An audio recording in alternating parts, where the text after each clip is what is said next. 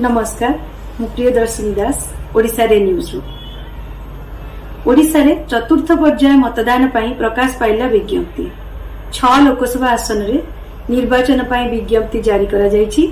जून 1 तारिख सकाळ 7 रु संध्या 6टा जाय मतदान हेबो। मयूरगंज, बालेश्वर, भद्रक, जाजपुर रे, केन्द्रापड़ा और जगतसिंहपुर रे मतदान पई विज्ञप्ति प्रकाश पाइथिबा सूचना मिलिछि। आसंता 10 और 11 रे 2 दिनिया गस्तरे आसिबे प्रधानमंत्री नरेंद्र मोदी। भुवनेश्वर रे प्रधानमंत्री को रोड शो, कंधमाल, बरगढ़ और बलांगीर रे सभा रे जोग देबे। सभास्थल को नो फ्लाइंग जोन घोषणा करछि गुइंदा निर्देशक निर्देशक। टिटलागढ़ तुसरा डाइमाल छकरे जांच बेले कार 51,800 टंका जबत।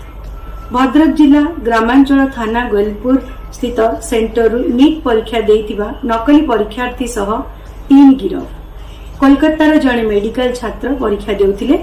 मयूरगंजर जड़े छात्रों पई 10 लाख टंकार डील करथिले। टिप चिन्ह और आधार कार्ड रु छात्र जनक नकली बोली जना पड़िथिले। 2 मध्यस्थी सह मेडिकल छात्रों को गिरफ कला ग्रामांचल पुलिस। टंका देइथिबा छात्र और आउ 2 मध्यस्थ फेरार।